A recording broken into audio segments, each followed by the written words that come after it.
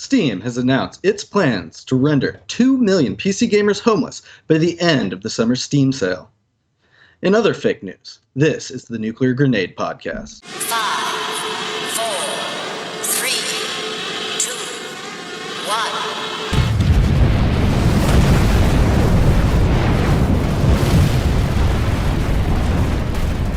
Welcome to the Nuclear Grenade Podcast. I'm your host, Justin Land, and with me is Havoc, aka the Hey-Ho. It's me. Yeah, we just want to apologize for missing last week. Hey-Ho was moving. He did have some time, but I also double booked, so we're sorry. We suck, but we're going to make it up by doing a really subpar podcast this week. And then sucking your dicks after that. Oh, yeah. Line up, and we're going to suck all 5 of your dicks. Lucky you. Yeah. Oh, God. Bring some cocoa butter. Alrighty. So, have you been playing any games the last couple weeks? Well, I haven't had much time with moving and everything, but the free Epic game of this week is the Spectrum Retreat. Have you played this, Justin? No, the autism spectrum? Maybe. It's kind of like a Portal game almost. Not as high quality, obviously. It's not made by Valve. It's made by Dan Smith Studios, published by Ripstone. Came out July 13th, 2018. It's only got 144 reviews on Steam, but they're mostly positive. The game is $5 on Steam. Usually it's 13, nice. But I think because the summer Steam sale, it's minus 65%. But you know what? It looks like a cool game. I like the graphics and kind of the art style they went with. It's a story-driven puzzle game. And that's kind of one of the things that is kind of a highlight about it, I guess. Is that not only is it a puzzle game like Portal, but it's actually got kind of a more in-depth story to it. So, for $5, you know, or if you want to get on Epic for free this week, it's definitely good value. Something to check out, probably. Nothing to lose. What's better value than free? Nothing. Someone's paying for it. Nothing's free. Yeah. So are there like cutscenes and stuff? How's the story given to you? Oh, there's a little bit of cutscene. It takes place in a hotel, and you just gotta kind of work your way through it. There's like a lot of color code puzzles, and you know, I haven't gotten to play it a whole lot, so I can't really give a good in-depth analysis. But if you look on Steam, like the top comment is really, they did a nice job writing it. He says that his criticisms is that the walking pace is really slow, which I do agree with. There are some tedious, repetitive elements, like with the puzzles. The story's a bit formulaic. The core puzzle mechanic starts to feel a bit monotonous. And you know, these are just the criticisms. There's good stuff too, but he didn't list those. But overall, he gave it a thumbs up, despite those criticisms. So, something to check out, something different, something kind of new. Yeah, I think that's a big, you see that a lot with puzzle games where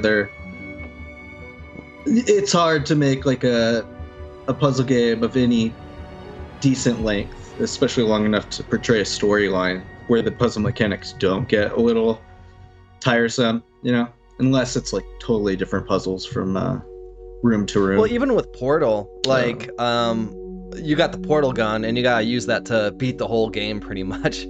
And you could argue that that gets tedious and tiresome, but also the game wasn't very long. You know, Portal wasn't. And I don't think that this game is very long either. So, you know, by the time you get through it, the Spectrum Retreat, you know, hopefully you're not burned out by the puzzle elements that they implemented into it.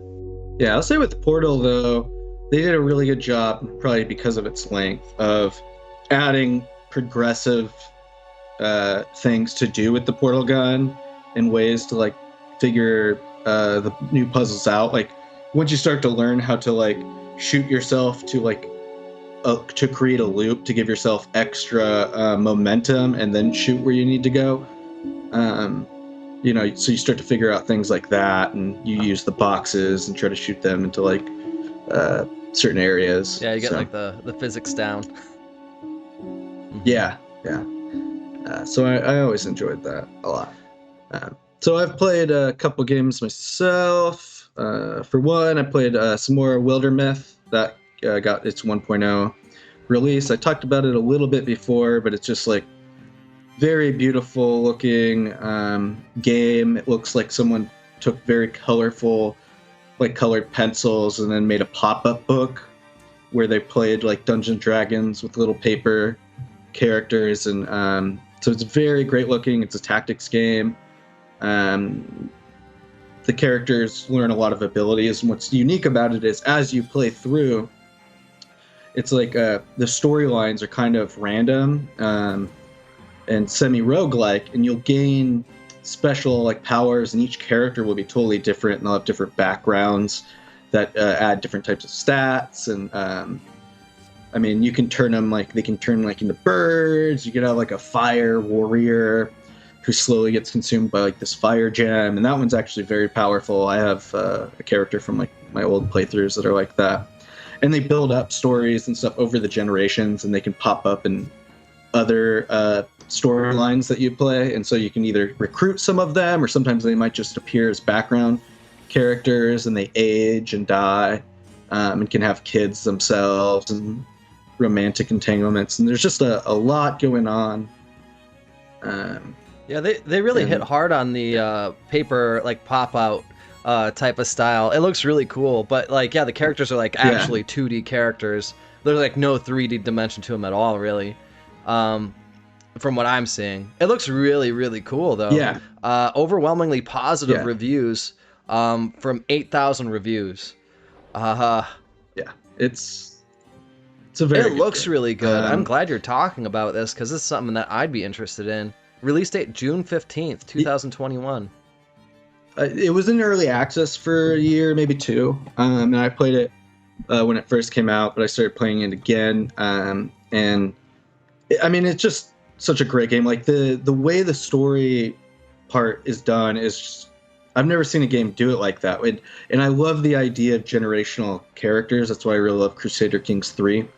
And I like the fact that some characters might become good friends, and you have some degree of control over this. Like when you go into these story events in the overworld map, you can usually choose a path, either 2 options or 3 options. And some of them you might need certain stats, and it'll be a roll, and the percentage will be based.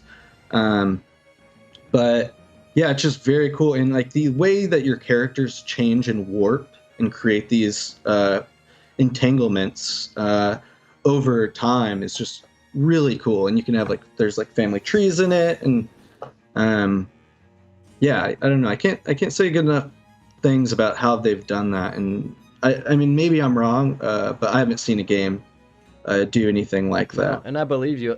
And so it just kind of looks awesome. It's got online co-op and LAN co-op as well.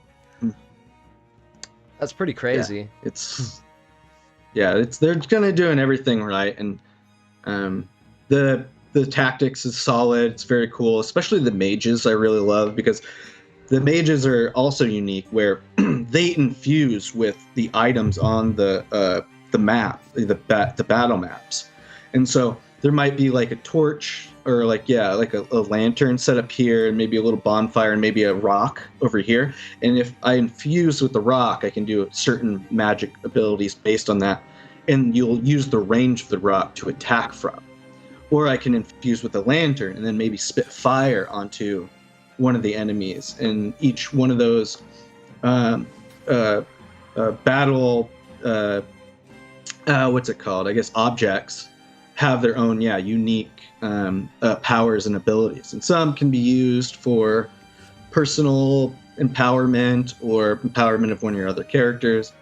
It's just very unique. All the play styles play unique. You have different ways you can play your archers, especially depending on, say my archer gets bitten by a wolf, then maybe I transform both his legs into wolf legs. Or if your character gets injured in a battle, he might lose a leg. Or if your character dies the first time, you might lose a limb, you might lose an arm, but then you might magically grow that arm back if you get one of these other, now I found the fire gem and insert it into my skull. But my arm, I get the ability later on when the gem starts expanding its power over me. Oh, now I have a fire arm. And now I have an archer who can use a on his left hand he can use like his crossbow, but his right hand is like an arm of fire. What? So, yeah, I don't know. I can't recommend it enough. It's $25 right now. It doesn't look like it's on sale for the summer Steam sale, but again, this is a game. It's an indie studio, and it's absolutely worth it for the full price. Well, I love it. I have loved it, and it's gotten better and better. Like that was what's great about the early access process was it was just consistently getting little add-ons. Oh, we've added a couple new character traits here. We've added a couple more storylines, and it just, well, we added like a whole new campaign. And I mean, I can't say enough positive things about it. I love it. It's definitely one of my favorite tactics games. It's on the top 10 list, and it's moving up quickly. So I think it's a given, but the depth of it is pretty good, like the stats and customizations and okay, well that's good to hear because that's kind of what I was expecting, especially if it's a tactics game that you like. I would expect it to be a little bit more in depth. But like when you said that characters die like permanently, isn't that shitty, dude? Like isn't that a bummer? Well, they can, but again, it's kind of hard. So like you might lose your limb first, like instead. I think that's usually how it happens. But I think they only die for that campaign. Oh, you're talking about aging out. Well, that also happens. So like say I'm playing like a 5-part campaign, then like 3 chapters, my character might be like 80 years old, and they slow down as they age, but they get like other bonuses. And so they stay useful. But like once they die, like, over the world map, you want to be getting new recruits anyways, and like eventually, by like the later chapters of the campaign, you can have like 2 sets of parties. You know, so there is kind of a process where you're training new ones up, and then losing the old ones. And so you know, by the time like a few of the older ones die, you have some new ones that are already kind of strong, and they kind of take your veterans' place, and then you have a new crop of ones that. Of characters you're training. Interesting. And again, they're all having new dynamics with each other. And it's like if you have part of your original party, they get married to the characters and have a kid, then that kid might be part of like the next group. I was gonna ask that. Can you choose who you want to breed to like come out with like? No. Oh, okay. So there's no like incentive to breed certain characters with other characters to produce like a super OP child. No. Okay. I mean, over generations, you maybe get something like that because, again, as you play campaigns, you can choose characters from your previous campaigns to start these ones out, and they start out as like the younger version of themselves, but with all the acquired powers. So like my flamelet, and then they gain meta levels as well. The more you use them through campaigns, the more powerful they get and abilities they unlock. So they start out stronger and get stronger over time. But the relationships are random. You can influence them in some way. So if you get the pop-up like these characters, or you can kind of choose them down a path of friendship or more romance. So that part's random. But yeah, over time, I guess you could have something like that. Now, not to overreach, but is there a crafting mechanic in it as well? I don't know. Okay, I wouldn't think so. I wouldn't think so. Not in a tactics game, but man, that looks like a really good game. And I feel so much less bad spending money on games made by indie developers, you know, that are actually making really good games because it incentivizes them to make better games even and make more games. So I think I'll buy that. Wildermyth is the game we're talking about again. Yeah, this looks awesome. Wildermyth. Cool, I look forward to playing that. Yeah. Another game I've been playing has been Grounded on the Xbox Game Pass. That's made by Oblivion, and that's the Honey, I Shrunk the Kids survival game. And that one's really awesome. Like, for one, it's beautiful, like art style. It's lighthearted. In the they capture, I think, the that young, fun goofiness of the Honey, I Shrunk the Kids movies very well. And it's just awesome. I mean, it's like, I don't know, you're like playing in that movie, you know? The storyline's kind of cool and subtle. You got to kind of figure out over time how you got shrunk, what's going on. You find this little robot. The spiders are fucking horrifying. Like I have arachnophobia, and dude, the hairy ones especially is very scary. They have an arachnophobia mode, so you can just turn them into blobs or like cute little head blobs. Wow. Don't worry, friend, I'll protect you. They've been adding a lot of cool stuff to it. The progression is pretty good. They need to add a little more of the meta progression with like the science and stuff, to like where you unlock stuff. But yeah, overall, it's just a really fun game. There's quite a bit to do with it. It was a little empty at first, like it didn't have a whole lot of stuff at first, but now they've definitely been adding a lot of stuff to it, and it's actually getting close to being the full game. You remember, so really enjoying that. Not to get too far away from Grounded here, because I want to talk a little bit more about it, but you remember Army Men Sarge's Heroes? Yeah. Like, that's kind of the vibe that I got from that game that I wanted more of. Like, just being small, like, in a big yard. And one level sticks out to me a lot in Army Men Sarge's Heroes, and that was the living room during Christmas. And I was so little at that time, but I remember, like, thinking, what a cool game could be made out of this, like in the future. Yeah. And that's kind of, I think, what they were shooting for this. So back to Grounded, like, it kind of seems like Raft a little bit, like where it's kind of still a little bit shallow in a way. But it's got kind of that graphical style at the same time. Well, that's kind of what I was mentioning before. It's not really that shallow anymore. Okay. It's gotten quite a bit of depth by this point. And it's really coming along, like just the different amounts of armor they've added from killing different bugs and stuff. And you find certain parts and you analyze it and you can unlock recipes that way. And sometimes just by picking them up. And the building features have been really fleshed out, so you can start building some really cool stuff. Some stronger stuff too. They just added like bricks, mud castle type things that are really strong and can prevent bugs from attacking you. Which will probably be very useful for spiders, because spiders are a big fucking in the ass, because they can climb up almost anything. It takes like 1 billion arrows to kill them, and then if you don't have like really strong armor, I mean, they'll knock you out in 3 hits. And again, horrifying in the skittering. The worst part of the game to me, like I got past my fear of the spiders once I killed a couple, and you're like, okay, I'm okay, it's fine. But the skittering still always gets me. Or when you're like running through the grass trying to do something, and then you just run and you see it's just an ant. But yeah, it's definitely creepy in that way. And I'm glad, I appreciate the aesthetics being a little more cutesy, like slightly on the cutesier side, because it does help with just like my fear of bugs in general. Yeah, that's funny.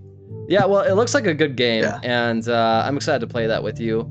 And for anyone who doesn't know, Obsidian Entertainment, they're kind of a heavy hitter. They've been around since I think they made Fallout 3, didn't they? And they made the original Fallout games. No. They made New Vegas. They made New Vegas, and they that's made. What it was.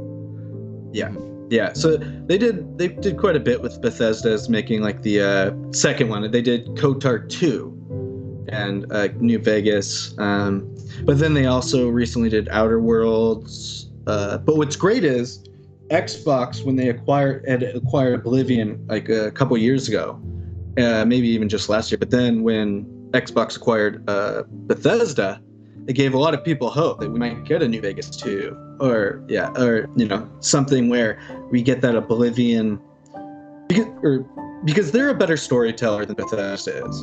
And so that's why I always really loved when Bethesda would make like a Fallout 3, which was an amazing game, but was a little bit shallower on the storyline, but Bethesda made this amazing sandbox world. And then Oblivion takes it and refines it with these awesome stories. So, I'm really glad they're like under the same umbrella company. And again, so far, I'm sure Microsoft will fuck it up, but so far Microsoft's been doing a great job with these games in these studios. Yeah. So we'll have to see. But yeah, they're killing it. This game's looking really cool. And I've been having fun playing it. Nice. Well, I'm looking forward to playing that with you. Is there base building in that? There's base building and crafting and so it's like Ark, kinda. Yeah. Okay. But no taming. You just don't have like no taming. You do get pets. You can make a couple of the cutesy things pets. But yeah, I mean, like, just an example. It's just awesome when you're walking along these tall grasses and then you see this like over there. You're like, oh, what's that? And you run, and it's like a baseball. You're like, holy shit! It's like this giant baseball, and you can climb on top of it. You could probably even build a base on it, or you're walking. You're like, oh, a juice box. You can run, and then usually there's like a juice like bubble, like a piece of juice dew on the ground. You can slurp it up, and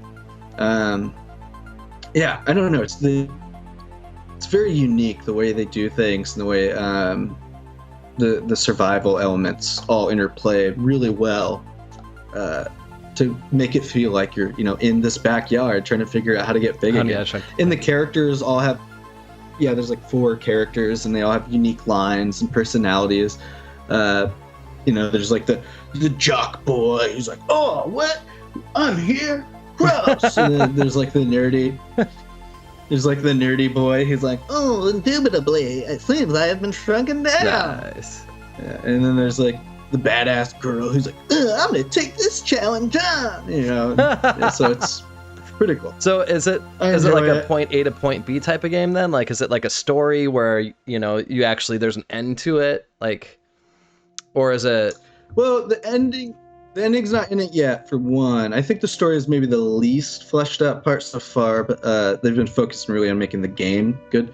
But there's more story I haven't gotten to, but just so far where I've gotten to, it's you find this robot in this lab that is shrunken down, where and there's this doctor that made it and created this stuff.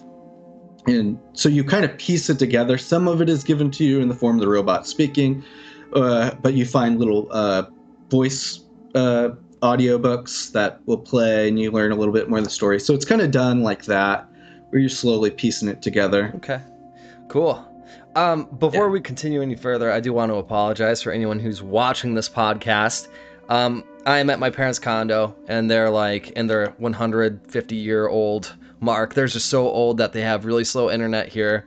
So you can see Justin kind of pixelating and the audio gets a little tinny. Hopefully that's not happening a whole lot. But I'm not going to be here forever. So the quality will go back up once I move into my new house, once it's built. So just wanted to give out a little apology there. But it's looking good now. It's looking fine, sounding fine. So we don't forget. Oh, yeah, it's my fault. Everything's my fucking fault. Yeah. So couple more games. I'm the only one that plays games on this podcast. So couple more video games. I'm moving. I just had to drive to Virginia last weekend. Is the reason why I couldn't do the podcast, because I was on the road to Virginia. I'm in Florida. That's a 13-hour drive. Yeah, got there, had to drop off my cats, cried like a little baby, left the next day. Boring. Whatever. All right. So I've been playing a little bit of, what's it called there? Medieval Dynasty. This is you're in European Middle Ages. It's a survival game, but the unique aspect of it is you're basically just playing like a peasant in medieval times, and you like build a little cottage and you're living off the land, trying to plant farms. There's seasons that rotate on only 3 days, which I don't like. I wish, and I think you can change this, but I think I would prefer maybe 5 days. Like the days are long, but it's just a little quick when you are blasting through seasons like that. But you hunt and you trap, and it's a very grounded type survival game where there's towns and you do a couple quests for the people, but simple quests like getting them wood so you can build palisades to protect from wolves, and fixing someone's like rake and just things like of that nature. Very grounded.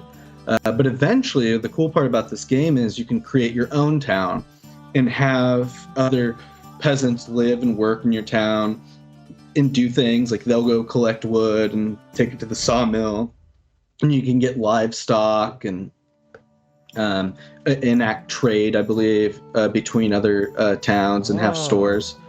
So it's very interesting that way. I haven't gotten that far in it yet, but I do love like really simplified type surviving games where it's not battle these T-Rexes or fight the swarms of undead, where it's just like, no, you're just a peasant. Simple as simple does. Trying to make some money. Yeah, just trying to make some money and eke by, just doing the get best yourself a wife. Yeah, dude. I'm just doing the best Real Eeyore over here. Oh, little brother. I was looking at this game, and the reason why I didn't buy it is I was looking up reviews at the time. I think I was looking at this like a year ago, maybe. I think that's this game. But the criticism was that it wasn't a very big map. Like, it was a very restricted map at the time. And it looks like they might have opened it up a little bit. Looking at Steam here. It's pretty big. It's pretty big. Okay. Yeah, it feels big to me. Like, even, I've probably only gotten halfway across the map on a run, but it takes you, like, most of the day. Maybe once you get horses, maybe it starts to feel constrictive. But still in early access, but they have added quite a bit so far, and I think now it's gotten to a place where it's pretty interesting to play. And again, this one's on Game Pass, so you're not losing out on much if you try it.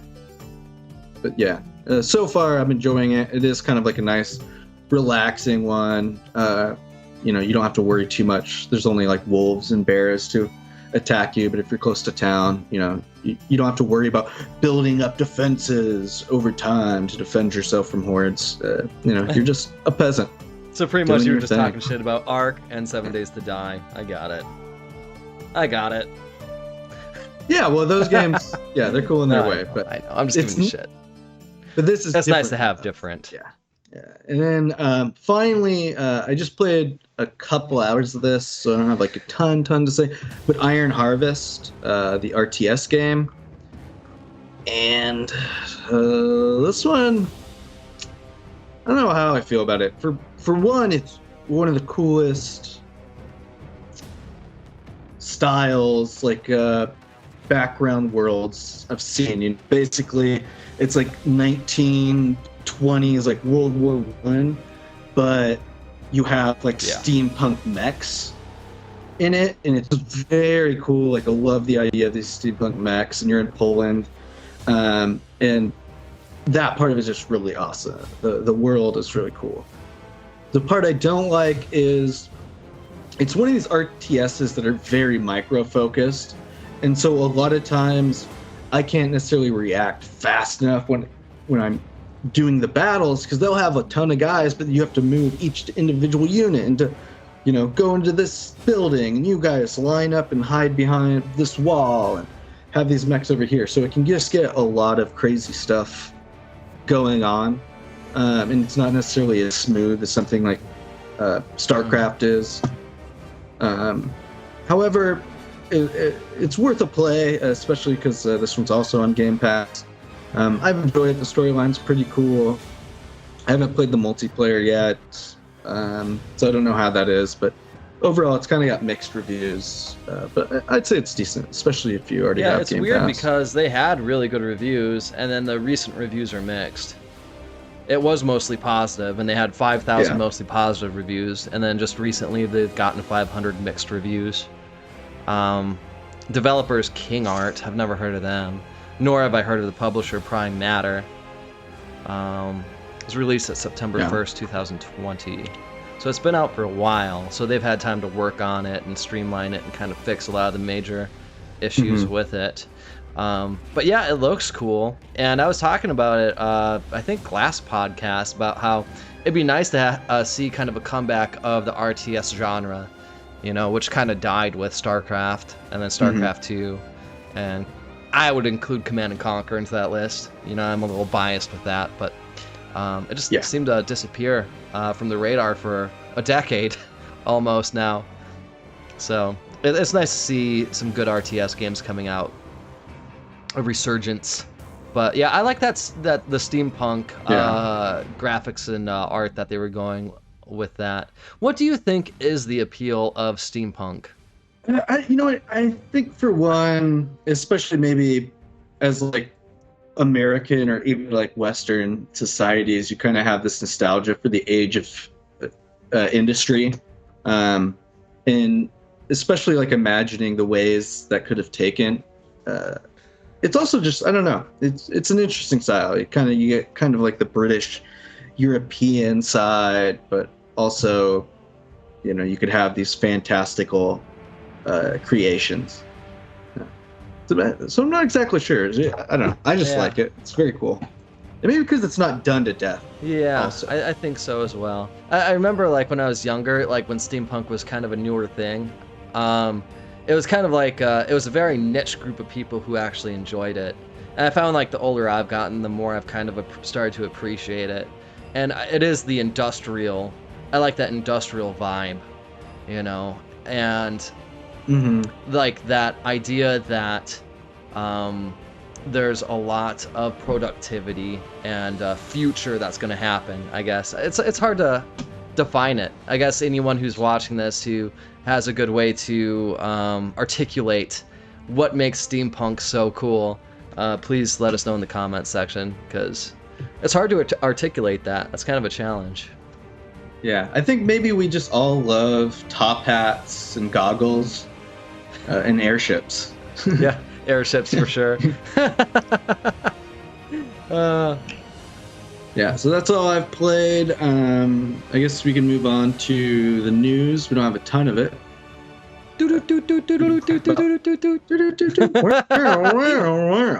This week's nuclear grenade news. We should just make an overlay for that. Yeah. All right.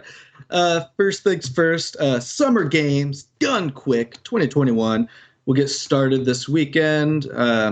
It's going to run July 4th through July 11th. It's like every year they do this speed running thing on Twitch, and it's like multiple people speed running all these different games. And people sit normally on a couch and talk about their strategies or just whatever while they're like speed running these games, and it's all for charity. I guess to this month, let's see right here. They're doing for Doctors Without Borders. So, it's very cool. It's very cool anytime they're doing stuff for charity. I think they usually every year it's been getting more and more money donated and just helping more people. And it also shines a light like on the speedrunning community. And I think it gets more popular every year, which means more people are going to be exposed to speedrunning, which means more people are going to want to do it. It's not something I have the patience for, but I absolutely love watching like the speedrunning videos on YouTube. I do love watching these games done quick on Twitch, and so I'll probably just keep it running in the background while I play other video games and stuff. I've heard of it, and I've watched some speed runs. There's some really cool ones on YouTube where the developers will actually sit there and watch the speed run and comment on it. Like there's one for Doom Eternal, and I think Hugo Martin was commenting on it. But like how they use all these glitches and stuff with the game mechanics and the game physics to just like jump across the whole world. And it's kind of fun to watch. It's cool to see, but I'm not huge into it. I participated a little bit in it when I was younger with games like GoldenEye, when it wasn't really like a competitive thing. It was just that I was just a kid, so I didn't have any money. So it's like the only game I could play was GoldenEye. So it's like, okay, this is my 15th time through campaign. Let's see how quickly I can get through Streets or Control. So I can appreciate the speed running. It's just I haven't played a game, like a single game, that much to be that good at participating in it myself. And I guess if I were to kind of get into that, then maybe I would want to start watching other people more. But as it is, I'm not super interested. Yeah, I like watching it, but yeah, I'm not doing it myself. Let's see. So we do have, this is a weird one, because you and me played this when it first came out. And I was one of the very first pink lightsabers on the server. But Star Wars The Old Republic is getting a new expansion 10 years later. And apparently they're going to be adding more events and features and content up through 2022. which is kind of crazy to me because it's never been the most popular MMORPG. I think it's kind of hovered around fourth or fifth for many, many years. It had a sharp fall off and never recovered. You and me, we just played it for like a month or two. A lot. We played it hardcore, but then we just kind of fell off. Well, we were both in the Navy when that game came out, and I had actually taken leave, 2 weeks worth of leave. Yeah. I think I was playing like 16 hours a day. And then when I finally had to go back to work, I got TeamViewer. So from work, I could actually access my desktop, so I could send out my people. I forgot what it was, a people or something that you would send out, and they would go gather resources. Your companions. You could send out your companions. Yeah, so I would actually be playing from the hangar. Yeah, and what I love about that game, and maybe this is part of why it didn't have the success it needed, but I thought it was so cool, and it was their big selling point was besides the awesome storylines, which many of the storylines were cool, and I might actually re-download this and just try to play through some of them because they're free now. But was the companions and the idea that it was very easy to play solo, which is how I like to play games. Like, there's very few games that I like multiplayer, unless I'm just playing with the boys. And to have that and like the characters you could equip, and they were almost like they had like a depth to them as well. And I did like how you could just send them out to gather resources, spending all your goddamn time clicking on ore rocks. But I thought it was a really cool feature, and I really liked having them out there and talking, and and I remember the AI was not fantastic. They did a really decent job of being a real part of your game experience and helping you and protecting you. Like, if you were doing like a DPS, then you could get a tank. If you were playing a tank, you get a healer, DPS, and so they were really versatile in that respect. Yeah, I think I know for a fact that I played as a merc, and I beat the game as a merc, and I did PvP as a merc, and I think that they nerfed it eventually, but I would just go in and tear shit up, dude. Yeah. Like, and that was like one of my first MMO experiences. Like, I played WoW a little bit, but I never really got into it. But Star Wars: The Old Republic, I really got into for some reason. I'm glad to see that they haven't given up on it quite yet. I wonder if anybody's been playing it this whole time. I'm sure. That'd be crazy. Yeah. They had some really unique, like, I love the operative, because like I played a healing operative, and I just had so much fun doing like, I remember that, the PvP and raids and stuff, because especially the way the operative worked, it was all like DPS, or I mean like dots, so healing, or HOTS, like healing over time, and just keeping up stuff where everyone's kind of getting healed, and I'm sending out robots, and I'm running in stealth and like stunning guys, and then keeping the HOTS up. And I don't know, I as a player who usually plays healer in those type of games, it's my favorite class. You play the woman's role. Sure, but the operative is just it was a really cool. Yeah, it was a very cool campaign, and yeah, it was just like one of the funnest healers I've ever played.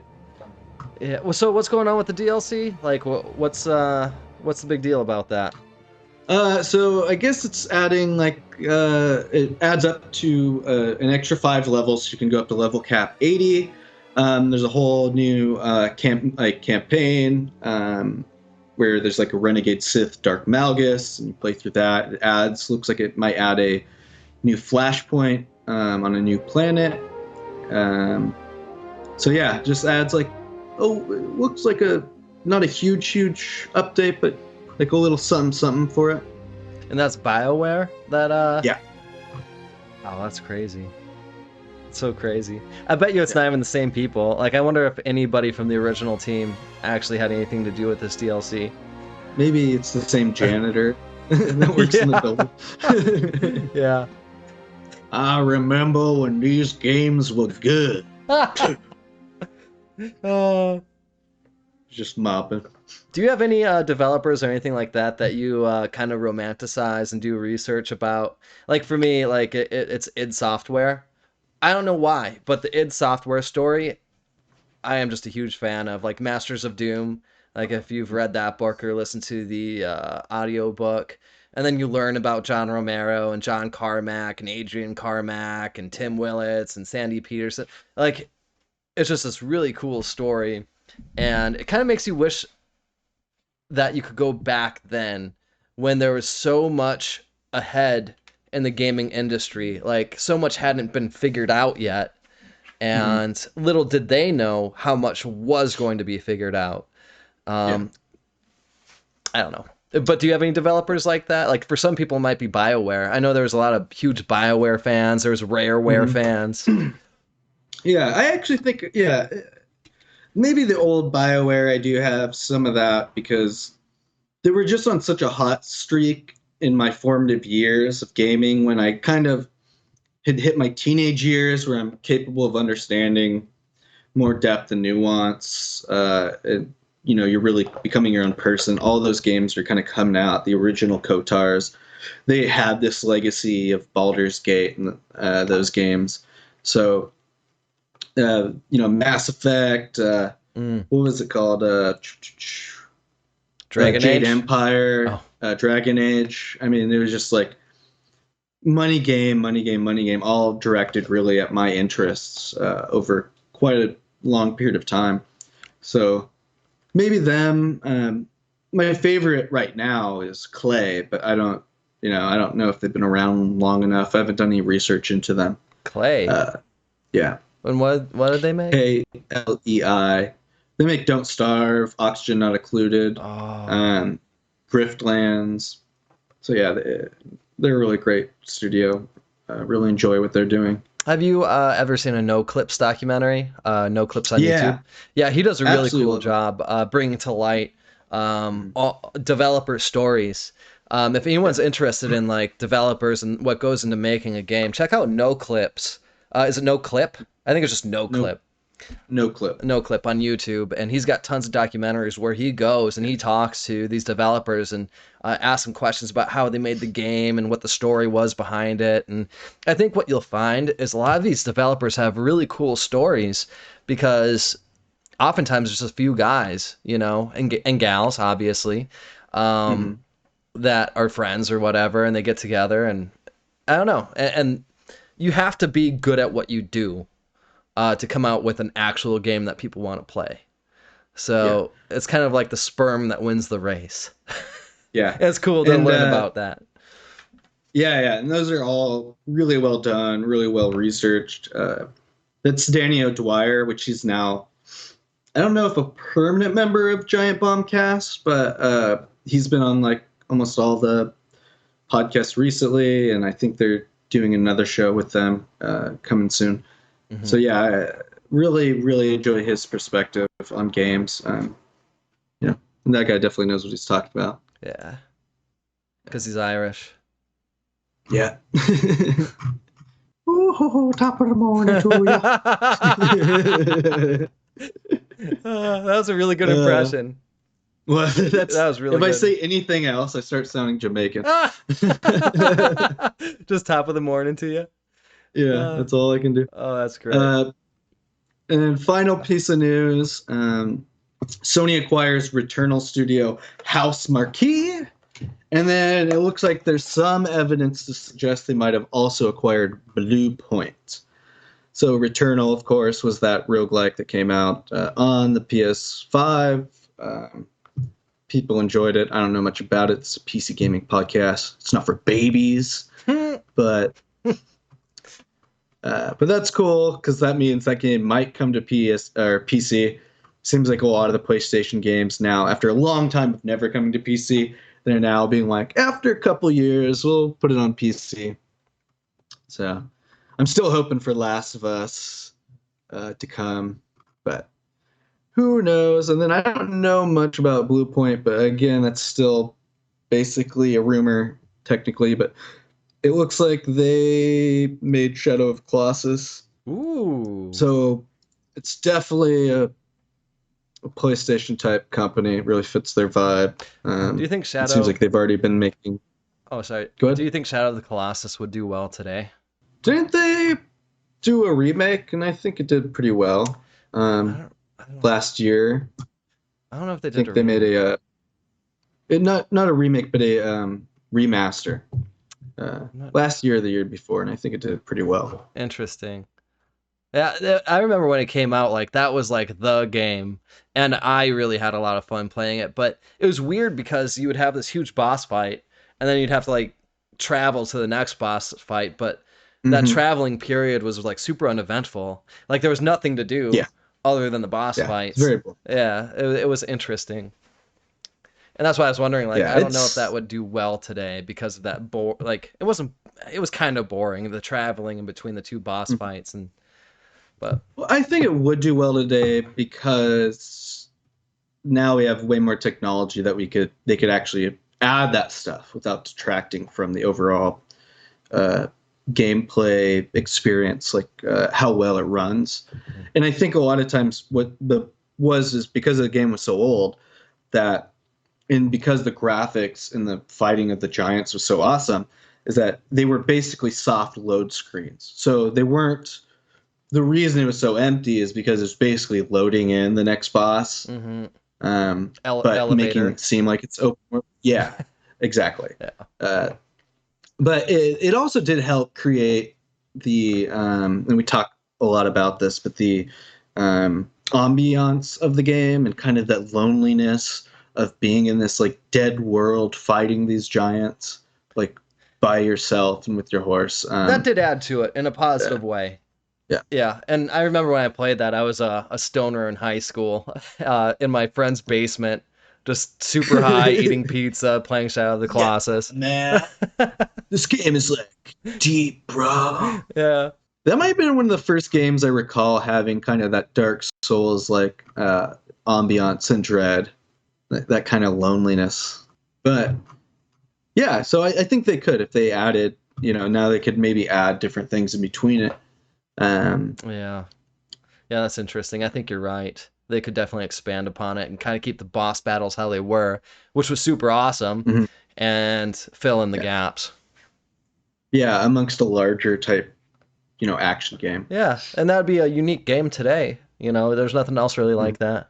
So it's definitely cool. So I mean, E3 has been over for 2 weeks, so there just hasn't been much news coming out. Do you have anything else to add or anything you wanted to talk about, Heiho? Not really. I mean, it's been pretty, I've been moving, so I haven't got to play a whole lot of games. And like you said, E3 is done, so there's not like a whole bunch of news pouring out anymore. I think everybody's kind of taking a break from E3 and the outpour from that. Shot their load. Yeah. E3 was like all the video games like, and all the gamers like, oh. Yeah. Now spermatogenesis has to retake its place in the testicles. Just yeah. Yeah. No, well, people, this wasn't the best E3 ever, but there are games that I'm looking forward to coming out, and I don't remember all of them off the top of my head, but Battlefield, like, I'm kind of looking forward to that because I haven't played a first-person shooter in a long time, and I certainly haven't played competitively in a long time, and that looks like a good game to kind of wet my beak again. The last game I played was Doom Eternal, and that was a lot of fun for me because I haven't gotten to play a hardcore first-person shooter in a super long time, because like I was just so focused on Ark, which has some first-person shooter elements, but you're not gonna get your skilled first-person shooter gamer out of that game. But like Doom Eternal, like I jumped in on Hurt Me Plenty, or whatever the second hardest difficulty is, just below Nightmare, and dude, holy shit, like that's no joke, man. And that was a lot of fun, and I'm excited to see what Battlefield, the new one, has to offer. I've always preferred Battlefield over Call of Duty because Battlefield has all of those customization and RPG elements to it, which Call of Duty just doesn't really. So, well, and Bad Company was fucking awesome. Yeah, or Bad Company 2 especially. Yeah, it looks like chaotic blasts, which I feel like the Battlefields were always a little more grounded in reality, so it's going to be kind of cool to see just that wild fucking shit going on. And hopefully they still have some of that map changing destruction elements like they had in 5, which were really cool when like buildings would fall and then it kind of become like a new map in a certain way. Yeah, looks awesome. Once I saw that fucking like warthog style thing run off a building and explode into a helicopter, I was like, man, It was a 4-wheeler, dude. Whatever, Warthog dude. Yeah. it was just like a normal 4-wheeler. Yeah. Oh, funny. Yeah, but still pretty sick. Yeah. Alrighty. I don't have much else to say, so thanks for tuning in to Nuclear Hand Grenade. Thanks again, and sorry as well for missing last week. Hopefully that won't happen again for a long time. I'm Justin. That's Brandon Hayho, aka Havoc. Like, subscribe, comment, all that jazz. You all have a wonderful week. And a safe 4th. Godspeed.